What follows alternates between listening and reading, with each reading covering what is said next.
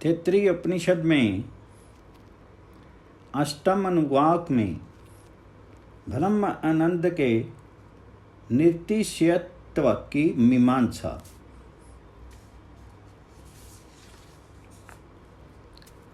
इसके भय से वायु चलता है, इसी के भय से सूर्य उदय होता है और इसी के भय से अग्नि, इंद्र और पांचवा मृत्यु दौड़ता है। अब ये इस ब्रह्म के आनंद की मीमांसा है। साधु स्वभाव वाला नवयुवक, वेद पढ़ा हुआ, अत्यंत आशावान, कभी निराश ना होने वाला तथा अत्यंत दृढ़ और बलिष्ठ हो एवं उसकी यह धन धान्य से पूर्ण संपूर्ण पृथ्वी भी हो, उसका जो आनंद है वे एक मानुष आनंद है। ऐसे जो 100 मानुष आनंद हैं, वही मनुष्य गंधर्वों का एक आनंद है और वह अकामहत अर्थात जो कामना से पीड़ित नहीं है, उस श्रोत्रिय को भी प्राप्त है। मनुष्य गंधर्वों के जो 100 आनंद हैं, वही देव गंधर्व का एक आनंद है और वह अकामहत श्रोत्रिय को भी प्राप्त है। देव गंधर्वों के जो आनंद हैं, वही नित्य लोक में रहने वाले पितृगण का एक आनंद है और वह अकामहत श्रोत्रिय को भी प्राप्त है। जी लोक निवासी पितृगण के जो 100 आनंद हैं, वही आजाना देवताओं का एक आनंद है और वह अकामहत श्रोत्रियों को भी प्राप्त है। आजाना देवताओं के जो 100 आनंद हैं, वही कर्म देव देवताओं का, जो कि अग्निहोत्रादि कर्म करके देवत्व को प्राप्त होते हैं, एक आनंद है और वह अकामहत श्रोत्रिय को भी प्राप्त है। कर्म देव देवताओं के जो 100 आनंद हैं, वही देवताओं का एक आनंद है और वह अकामहत श्रोत्रिय को भी प्राप्त है। देवताओं के जो 100 आनंद हैं, वही इंद्र का एक आनंद है तथा वह अकामहत श्रोत्रिय को भी प्राप्त है। इंद्र के जो 100 आनंद हैं, वही बृहस्पति का एक आनंद है और वे अकामहत श्रोत्रिय को भी प्राप्त हैं। बृहस्पति के जो 100 आनंद हैं, वही प्रजापति का एक आनंद है और वह अकामहत श्रोत्रिय को भी प्राप्त है। प्रजापति के जो 100 आनंद हैं, वही ब्रह्मा का एक आनंद है और वह अकामहत श्रोत्रिय को भी प्राप्त है। इसकी भीति अर्थात भय से वायु चलता है, इसी की भीति से सूर्य उदित होता है और इसी के भय से अग्नि, इंद्र तथा पांचवा मृत्यु दौड़ता है। वायु आदि देवगण परम पूजनीय और स्वयं सम्मत होने पर भी अत्यंत श्रम साध्य चलने आदि के कार्य में नियम के अनुसार प्रवृत्त हो रहे हैं। ये बात उनका कोई शासक होने की पर हो ही संभव है, क्योंकि उनके नियम से प्रवृत्ति होती है। इसलिए उनके भय का कारण और उन पर शासन करने वाला ब्रह्म है। जिस प्रकार राजा के भय से सेवक लोग अपने अपने कामों में लगे रहते हैं, उसी प्रकार वे इस ब्रह्म के भय से प्रवृत्त होते हैं। वह उनके भय का कारण ब्रह्म आनंद स्वरूप है। इस ब्रह्म के आनंद की ये मीमांसा विचारना है। उस आनंद की क्या बात विचारणीय है, इस पर कहते हैं। क्या वह आनंद लौकिक सुख की भांति विषय और विषय को ग्रहण करने वाले के संबंध से होने वाला है अथवा स्वाभाविक ही है? इस प्रकार यही उस आनंद की मीमांसा है। उसमें जो लौकिक आनंद बाह्य और शारीरिक साधन सम्मति के कारण उत्कृष्ट गिना जाता है, ब्रह्म आनंद ज्ञान के लिए यहाँ उसी का निर्देश किया जाता है। इस प्रसिद्ध आनंद के द्वारा ही जिसकी बुद्धि विषयों से हटी हुई है, उस ब्रह्मवेता को अनुभव होने वाले आनंद का ज्ञान हो सकता है। लौकिक आनंद भी ब्रह्म आनंद का ही अंश है। अविद्या से विज्ञान के तिरस्कृत हो जाने पर और अविद्या का उत्कर्ष होने पर प्राक्तन कर्मवश विषय आदि साधनों के संबंध से ब्रह्मा आदि जीवों द्वारा अपने अपने विज्ञान के अनुसार भावना किया जाने के कारण ही वह लोक में अस्थिर और लौकिक आनंद हो जाता है।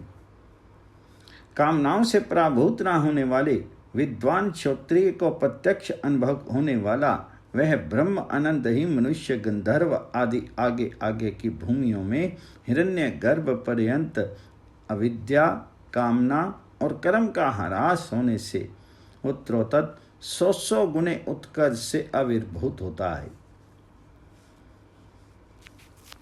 तथा विद्या द्वारा अविद्याजनित विषय विभाग के निवृत्त हो जाने पर वह स्वाभाविक परिपूर्ण एक और अद्वैत आनंद हो जाता है। इसी अर्थ को समझाने के लिए श्रुति कहती है, जो युवा अर्थात पूरे वयस्क साधु युवा अर्थात जो साधु भी हो और युवा भी, इस प्रकार साधु युवा शब्द युवा का विशेषण है। लोक में युवा भी असाधु हो सकता है और साधु भी अयुवा हो सकता है, इसलिए जो युवा हो साधु युवा हो इस प्रकार विशेषण रूप से कहा है। तथा अध्यापक वेद पढ़ा हुआ आशिष्ट अत्यंत आशावान, दृढ़ अत्यंत दृढ़ और बलिष्ठ अर्थात अति बलवान हो, इस प्रकार जो इस आध्यात्मिक साधनों से संपन्न हो और उसी को यह धन से अर्थात उपभोग के साधन से तथा लौकिक और पारलौकिक कर्म के साधन से संपन्न संपूर्ण पृथ्वी हो, अर्थात जो राजा यानी पृथ्वीपति हो, उसका जो आनंद है वह एक मानुष आनंद यानी मनुष्यों का एक प्रकृष्ट आनंद है। ऐसे जो 100 मानुष आनंद हैं वही मनुष्य गंधर्वों का एक आनंद है। मानुष्य आनंद से मनुष्य गंधर्वों का आनंद 100 गुना उत्कृष्ट होता है। जो पहले मनुष्य होकर के फिर कर्म और उपासना की विशेषता से गंधर्व तत्व को प्राप्त हुए हैं, वे मनुष्य गंधर्व कहलाते हैं।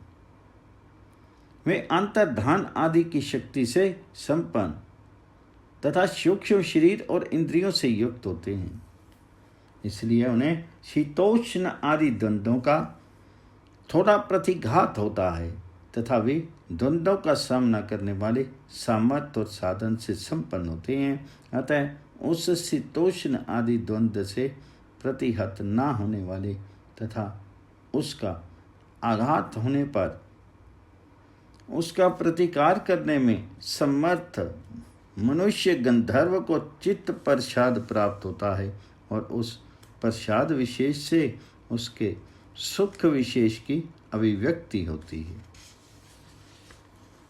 इस प्रकार पूर्व भूमि की अपेक्षा आगे आगे की भूमि में प्रसाद की विशेषता होने से 100 गुने आनंद का उत्कर्ष होना संभव ही है। आगे के सब वाक्यों के साथ रहने वाला श्रोत्रियस्य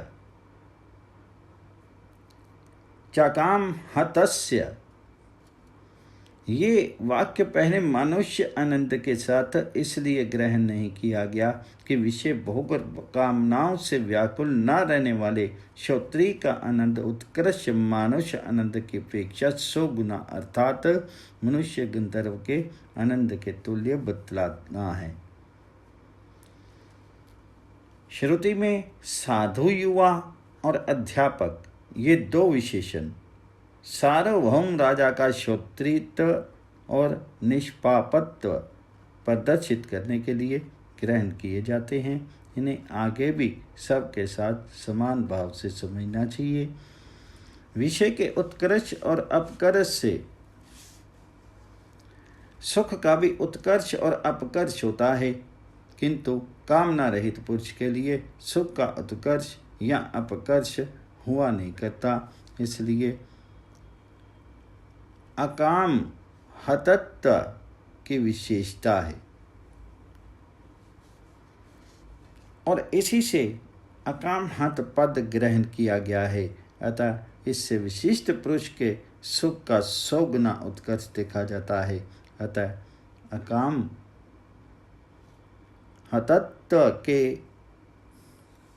परम आनंद की प्राप्ति का साधन बतलाने के लिए अकाम हत विशेषण ग्रहण किया है और सबकी व्याख्या पहले की जा चुकी है। देव गंधर्व जो जन्म से ही गंधर्व हो, चिर लोक लोका नाम, चिर स्थायी लोक में रहने वाले, ये पितृगण का विशेषण है। जिन पितृगण का चिर स्थायी लोक है वे चिरलोक लोक कहे जाते हैं। आजान देवलोक का नाम है। उस आजान में जो उत्पन्न हुए हैं वे देवगण आजानज हैं, जो कि समार्थ कर्म विशेष के कारण देव स्थान से उत्पन्न हुए हैं। जो केवल अग्निहोत्रादि वैदिक कर्म से देवताओं को प्राप्त हुए हैं वे कर्म देव कहलाते हैं। जो 33 देवगण यज्ञ में आविर्भाव लेने वाले हैं वे ही यहाँ देव शब्द से कहे गए हैं। उनका स्वामी इंद्र है और इंद्र का गुरु बृहस्पति है।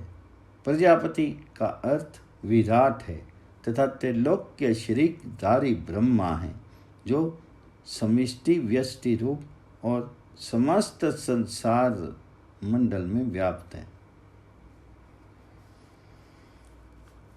जहाँ ये आनंद के भेद एकता को प्राप्त होते हैं अर्थात एक ही गिने जाते हैं, तथा जहाँ उनसे होने वाले धर्म एवं ज्ञान तथा तद्विषय अकाम हतत्व सबसे बड़े हुए हैं, वह ये हिरण्यगर्भ ही ब्रह्मा है। उसका ये आनंद श्रोत्रिय निष्पाप और अकाम हत पुरुष द्वारा सर्वत्र प्रत्यक्ष उपलब्ध किया जाता है।